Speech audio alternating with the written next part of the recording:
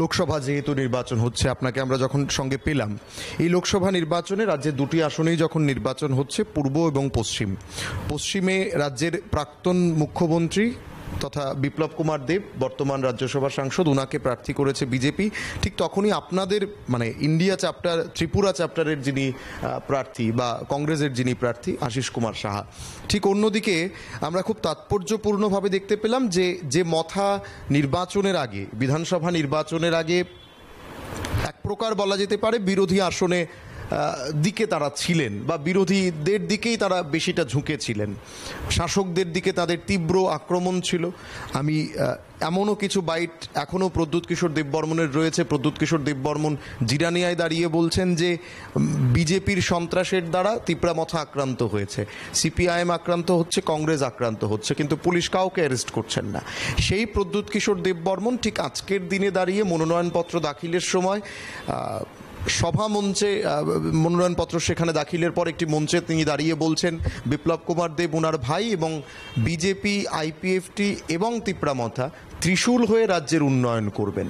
এই যে বিপুল পরিবর্তন বা 180 ডিগ্রি ঘুরে যাওয়া প্রদ্যুৎ কিশোর দেববর্মনের, এবং এখানে নিজের বোনকে ওই কেন্দ্রে দাঁড় করিয়ে দেওয়া, কোথাও কি মথার মধ্যে নেতৃত্বের অভাব ছিল, নাকি মথা নেতাদের বিশ্বাস করতে পারেননি প্রদ্যুৎ কিশোর দেববর্মন, নাকি রাজ পরিবারের যে ভোট ব্যাংক বা রাজ পরিবারের দিকে মানুষের যে একটা সিম্প্যাথি, সেইটাকে কাজে লাগিয়ে এই নির্বাচনে রাজেন্দ্র রিয়াংকে হারাতে চাইছেন তারা?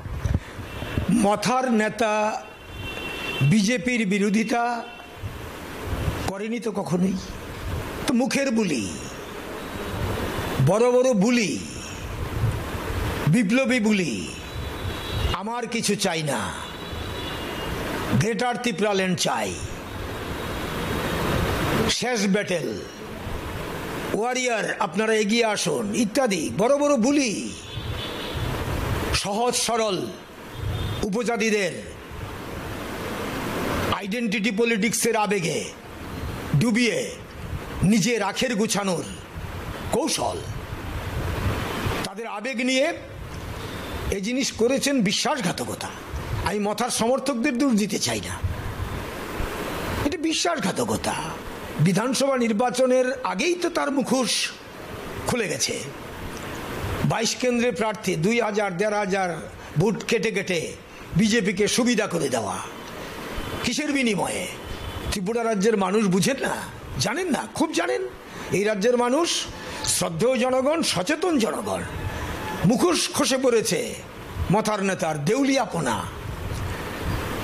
নিজের বোনকে এনে দাঁড় করিয়েছেন তিনি, ছত্তিশগড় থেকে এনে দাঁড় করিয়েছেন এখানে বিজেপির চিহ্ন নিয়ে। আমার কিছু চাই না কি বলছে আজকে মানুষ? ছিছি করছে মানুষ, তাকে ভোট দেওয়ার কোনো কারণই নেই। বিজেপির তল্পি বাহকে পরিণত, প্রথম বড় বড় কথা বলে মানুষকে ব্যবহার করা, তারপরে ঝুলি থেকে বিড়াল বেরিয়েছে। এই হচ্ছে মথার চেয়ারম্যান, নাকি এখন মথার নেতা তিনি। এই তো চরিত্র, তার সম্পর্কে কি বলবো? এত আজকে দিনের আলোর মতো স্পষ্ট।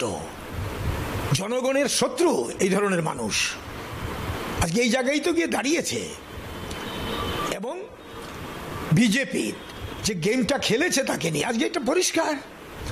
বিজেপি এবং মথার নেতার যে আতাত, এটাই হচ্ছে মানুষ তাদের বর্জন করবেন, ভোট মানুষ দিতে পারুক।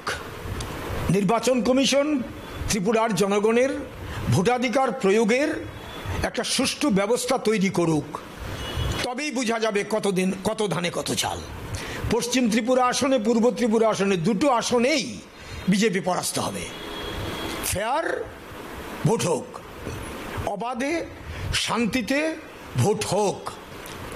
পায়তারা কষ্টে শুরু করেছে এখন থেকেই। আজকে আগরতলা শহরে যে আমরা এখানে যে নমিনেশন জমা দিলাম, আশিসবাবু আজকে দুদিন আগে আমি জমা দিয়েছি, তখন আশিসবাবু আমার সঙ্গে ছিলেন, আজকে আমি আশিসবাবুর পাশে ছিলাম। কি দেখলাম? ডাউস ডাউস পতাকা লাগিয়ে রেখেছে, কাট আউট লাগিয়ে রেখেছে। কোথায় নির্বাচন কমিশনের নিয়ম কানুন? ইলেকশন কমিশনের অফিসের মধ্যে আমরা 4 থেকে 5 জন ঢুকেছি, তারা 10, 12, 15, 20 জন করে গিয়ে ভিড় করে আছে। আইনটা কি তাদের জন্য একরকম, আমাদের জন্য আরেক রকম? কি হচ্ছে?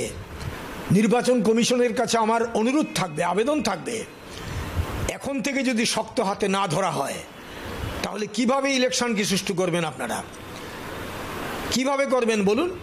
শাসক দল তারা কিছু মানবে না, সমস্ত আইন সমস্ত নিয়ম বিরোধীদের জন্য।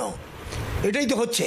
আমরা তো নিয়ম মানতে রাজি, আমরা চিরকাল নিয়ম মেনেছি, যখন শাসক দল ছিলাম তখনও মেনেছি। কিন্তু এখন কি হচ্ছে? এখন যা হচ্ছে, প্রতি পদে পদে বেনিয়ম, প্রতি পদে পদে অনিয়ম, যা খুশি করছে। কাজে এই জায়গার মধ্যে আমি বলবো যে 3টি আসনেই, পূর্ব ত্রিপুরা কেন্দ্রে রাজেন্দ্র রিয়াং, পশ্চিম ত্রিপুরা কেন্দ্রে আশিস কুমার সাহা, রামনগর বিধানসভার উপনির্বাচনে আমি সেখানে প্রার্থী।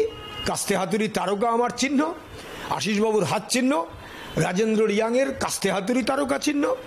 এই 3টি আসনেই জনগণ বিজেপি এবং মথার নেতার যে কুকীর্তি, এসবকে এক্সপোজ করে দিয়ে তারা এই রাজ্যের স্বার্থে, জনগণের স্বার্থে তারা মতদান করবেন, ইন্ডিয়া মঞ্চকে জয়ী করবেন। এই চিহ্নে, যে চিহ্নগুলো আমি বললাম আমাদের, এই চিহ্নে ভোট দিয়ে আমাদের কাজের সুযোগ দেবেন, এই আশা আমি রাখছি। শ্রী লক্ষ্মী গ্রুপ অফ ইনস্টিটিউশনসের পক্ষ থেকে মাধ্যমিক ও উচ্চ মাধ্যমিক পরীক্ষার্থীদের জানাই অনেক শুভেচ্ছা ও অভিনন্দন। জীবন গড়ার পথে এই পরীক্ষা হয়ে উঠুক অন্যতম নির্ণায়ক ও ইতিবাচক একটি প্রক্রিয়া। শুভেচ্ছান্তে Shri Lakshmi group of institutions. যোগাযোগ 9066776746।